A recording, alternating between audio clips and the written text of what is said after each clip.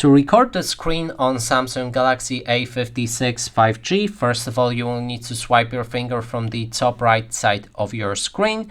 Then we can swipe down on the available quick access icons. Look for the screen recording, but if you don't have it, as you can see for me, it's also not here. We need to click on the pen button and then edit our icons and look for the screen recorder, which should be located right here in available buttons. Make sure to drag it in its desired place in those icons. I'm gonna put it next to the flight mode.